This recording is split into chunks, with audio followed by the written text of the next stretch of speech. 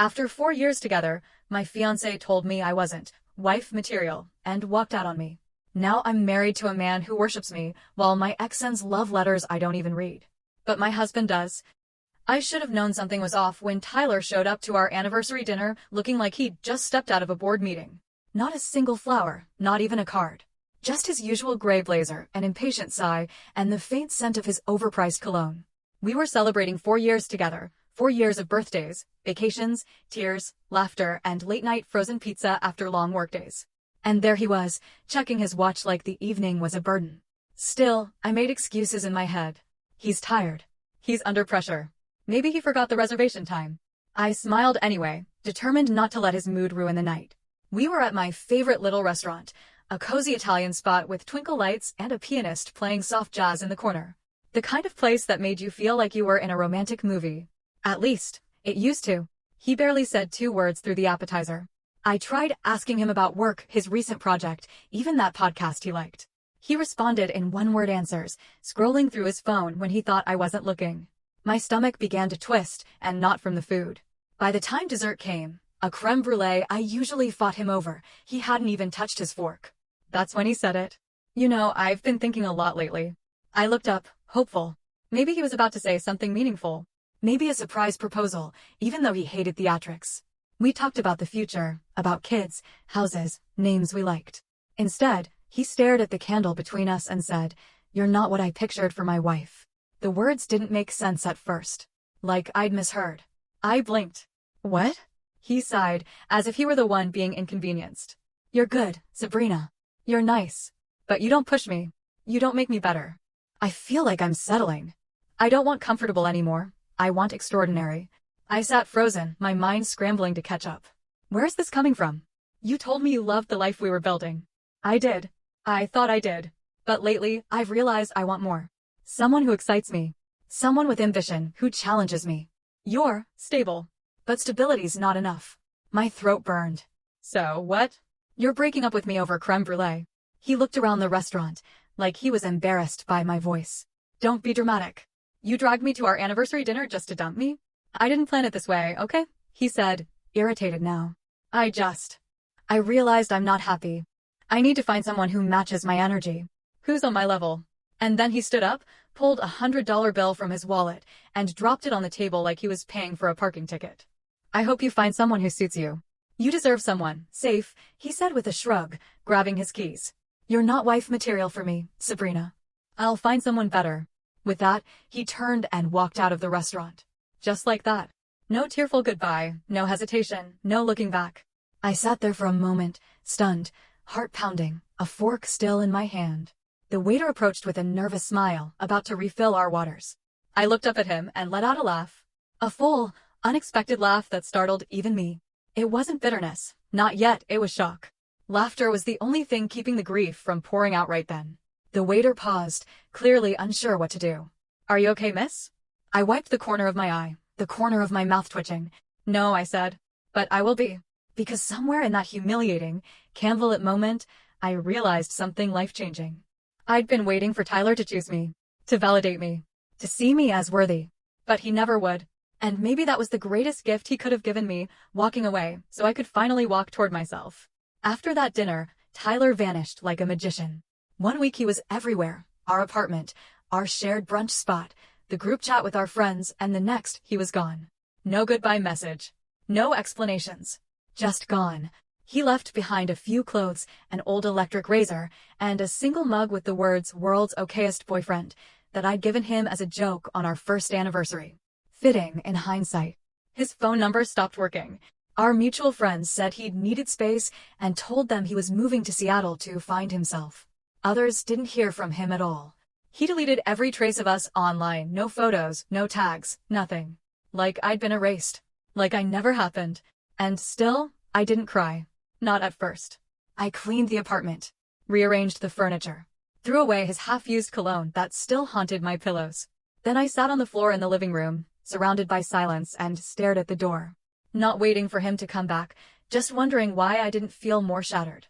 I guess the truth was, I'd already been breaking for a long time, I just didn't know it. Tyler hadn't loved me the way I thought he did. I could see it clearly now. The way he dismissed my writing as a cute little hobby even though I'd been published. The way he made jokes about me not being ambitious enough because I didn't want to climb the corporate ladder like he did. The way he once asked if I was going to change before meeting his boss's wife because you don't usually dress up.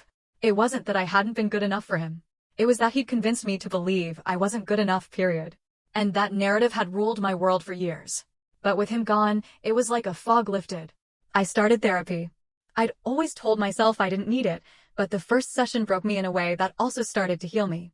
My therapist, Nadine, asked, "When was the last time you felt like you were living for yourself?" And I couldn't answer. Not honestly. So I made a decision. I packed my bags, left the apartment, and moved to a new city, 3 hours away, just far enough to start over but still close enough to visit the life I was choosing to leave behind. I got a tiny, overpriced walk-up studio with creaky hardwood floors and a window that overlooked a graffiti-covered alley. I didn't care. It was mine. I dyed my hair auburn. Started wearing lipstick again. Got back into reading poetry, hiking solo, dancing barefoot in my kitchen at midnight. I let myself be messy, wild, unfinished. And slowly, I began to feel like me again. Not Tyler's version of me. Not the curated girlfriend he wanted to mold into his trophy wife. Just me. I got a new job, editorial assistant at a small publishing house that believed in unapologetic voices. My first day, I cried in the bathroom at lunch because I felt so out of place. But I stayed, and it got better. I started volunteering on weekends at an animal shelter, something I'd always wanted to do, but never had time for because Tyler didn't really like dogs. He thought they were too messy, too loud. Funny how I used to silence parts of myself to keep him comfortable. It was at that shelter, in between folding blankets and handing out dog treats, that I met Leo. And everything began to shift again. Leo didn't walk into my life with fireworks or a pickup line. He knelt beside a trembling beagle named Nala, whispering soothing words while gently stroking her ears. I had been folding towels in the shelter's laundry room when I caught a glimpse of him through the window. Tall, warm eyes, sleeves rolled to his elbows, hair a little messy like he'd run his hands through it one too many times. He was trying to coax her out of the crate with a bacon treat in one hand and patience in the other. I paused, watching through the doorway, something stirring in my chest. And when he looked up and caught me staring, he smiled. Not that overconfident, performative smile Tyler used to wear like armor. This one was soft, genuine. The kind of smile that didn't demand anything in return. I smiled back. We didn't even exchange names that first day. He was just the guy with the kind voice who knew how to make scared dogs trust him. But he showed up the next Saturday. And the one after that. It took weeks before we had a full conversation. We were cleaning kennels when I made a joke about how glamorous our volunteer roles were, and he laughed so hard he dropped his sponge. We talked the entire afternoon about books, favorite road trips, guilty pleasure TV shows. He told me about his job as a freelance photographer, his love for coffee shops with creaky floors, and how he used to be painfully shy. I still am, he admitted, brushing a curl from his forehead. But dogs don't judge, so it's easier. The more I learned about Leo, the more I noticed things I hadn't even realized I'd been missing. He asked questions and actually listened to the answers. He didn't interrupt. He didn't correct me. He remembered that I hated olives and loved thunderstorms. He'd show up on rainy days with 2 cups of hot cocoa, just because. We didn't dive into romance right away. It was slow, natural, like 2 rivers merging, not crashing into each other. Our first real date wasn't even supposed to be a date. He invited me to join him on a photo walk through the city. We wandered for hours through back alleys, bookstore corners, flea markets where he bought me a chipped ceramic teacup because it reminded me of you, charming and a little weird. By the time we reached the park, the sun had started to set, casting everything in amber and gold. He snapped a candid photo of me as I laughed at a squirrel stealing someone's sandwich. That photo would later become the background on his phone. We had our first kiss on his rooftop, sitting on an old blanket, eating takeout pad thai out of the box, with the city lights twinkling like confetti behind us. And I remember thinking, this is what it's supposed to feel like. No performance. No pressure. No trying to shrink myself into someone else's expectations. Just presence. Peace. Joy. Leo never asked me to be anything other than who I was. He read my writing. All of it. Even the stuff I was too embarrassed to show anyone else. And instead of critiquing it, he underlined sentences and wrote little notes in the margins. This hit me. Wow. More like this, please. It wasn't just romantic. It was respectful. Soulful. The kind of connection that made you believe in softness again. We spent the next year building something real, slow, quiet, strong. We traveled, hosted game nights, made pancakes on Sundays, got a dog. Yes, Nala, she chose us, and eventually moved in together. He converted our spare room into a writing nook just for me, complete with a second-hand desk and sticky notes on the wall that read, "Your voice matters." And I believed it. For the first time in my life, I believed it. So when Leo got down on one knee, sunset in the background, Nala in a flower crown, I didn't hesitate. I said yes. To him. To us. To the life I never knew I could have. Leo proposed in a way that was so perfectly him, gentle, thoughtful, and with absolutely zero audience. It was a Sunday afternoon. We'd taken Nala on a walk up to a hill near our neighborhood where the city skyline stretched out like a painting. He packed a little picnic, grapes, crackers, and my favorite local cheese that always sold out too fast. I thought we were just enjoying the warm weather. Then, as I was sipping my lemonade and ranting about a ridiculous email from a coworker, he reached into the basket and pulled out a carved wooden box with my initials on top. I froze. He opened it slowly, and inside, nestled on a bed of moss, was a simple gold ring with a tiny sapphire in the center. "I don't want perfect," he said. "I just want you. For all the mornings and nights and everything in between. Will you marry me?" I laughed. I cried. I nodded so hard my ponytail nearly flew off. "Yes," I whispered, wrapping my arms around him. 1,000 times yes. We didn't post about it right away. No announcement, no dramatic ring selfies. It wasn't a secret. We just wanted to keep it ours for a little while longer. Just us, the dog, and a shared bottle of champagne in our kitchen, dancing to a slow playlist we'd made together over the years. It was the happiest I'd ever been. Until I got that text. It came a few weeks later.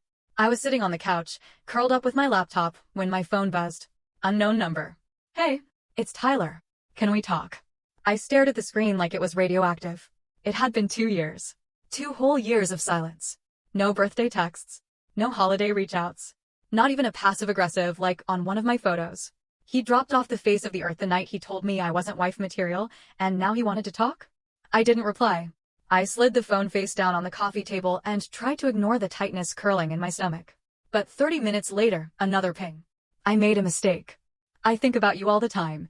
Please, just 5 minutes of your time." It was like a bad movie cliché. I actually checked the date to make sure it wasn't April Fool's. My curiosity got the better of me. I clicked on the number and saw the linked Instagram account. His new profile photo was him at some yoga retreat, looking sunburnt and slightly lost. And in his tagged photos, I saw the girl he left me for model pretty, caption queen, the kind of girl who wore matching loungewear for plane rides. Except, the most recent photo of her was a wedding pic. With someone else. A man with kind eyes and a much better haircut than Tyler ever had. I stared at the photo for a while, heart weirdly calm. Not bitter. Not angry. Just done. Apparently, that chapter had closed on him too. I didn't respond to his messages. I didn't need to. But Tyler wasn't done. He started liking my posts again. Old ones. From years ago.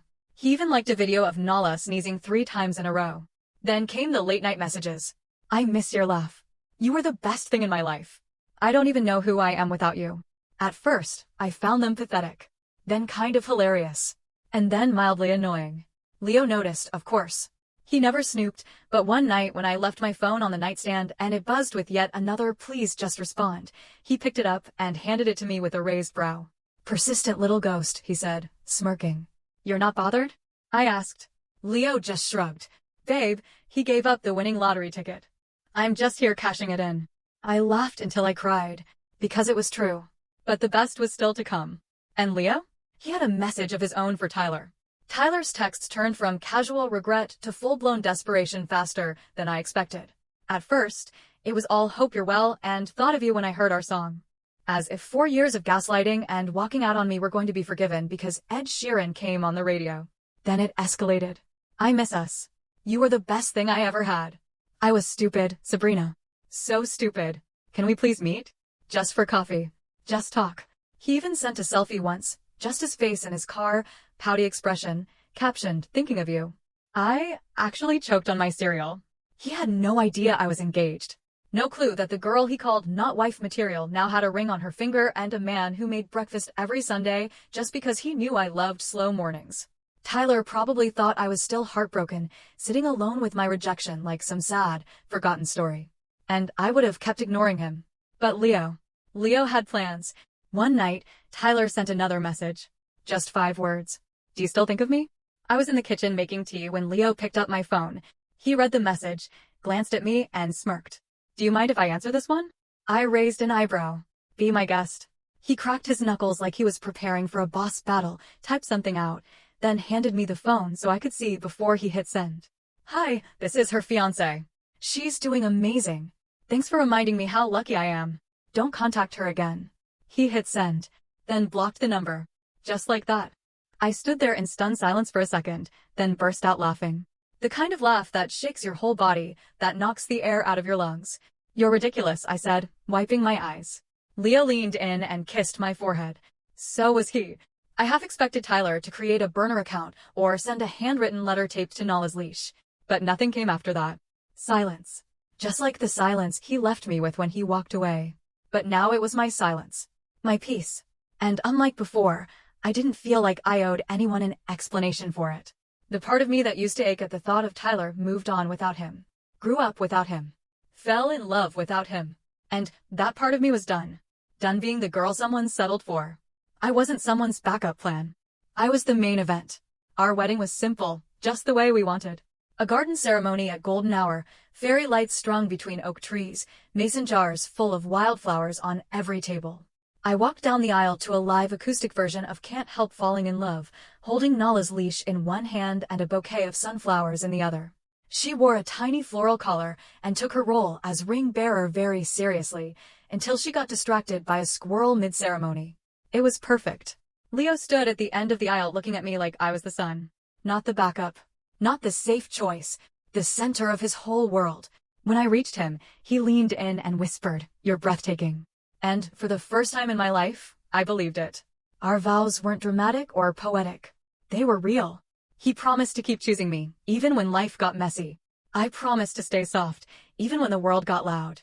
We laughed, cried, and kissed to applause and a single bark from Nala. After the ceremony, we danced under the stars, ate too much cake, and clinked glasses with friends who had watched us grow. I caught my reflection in the window once, hair wild from the breeze, eyes sparkling, and thought, this is the woman I was always meant to become. And then it happened. I was helping my niece refill the lemonade jug when I saw him, across the street, standing just outside the fence, hands in his pockets, watching Tyler. At first, I thought my mind was playing tricks on me. But no, there he was, real as the air in my lungs. He looked older. Not in the fine wine kind of way. More like milk left out too long. Pale, thinner, and somehow smaller. He stood frozen, eyes locked on me in my wedding dress, surrounded by laughter and music and people who loved me. I didn't move. I didn't wave. I didn't panic. I simply turned away. Back to my niece. Back to the table. Back to my life. A minute later, when I glanced back, he was gone. I don't know what he was expecting. A moment? A glance? A sign that I still cared? If so, he didn't get it. Because that day wasn't about him. It wasn't about revenge or closure or any sad little story he told himself to feel better about walking away. It was about love. Real love. The kind you build. The kind you water. The kind you don't have to chase because it never runs from you in the first place. Leo wrapped his arms around my waist from behind as we watched the sun dip below the trees. He came, didn't he? Leo asked softly. I nodded. Let him watch, he said with a shrug. Let him see what he gave up. And so he did. 3 months into married life, I found a letter in our mailbox. Handwritten. No return address.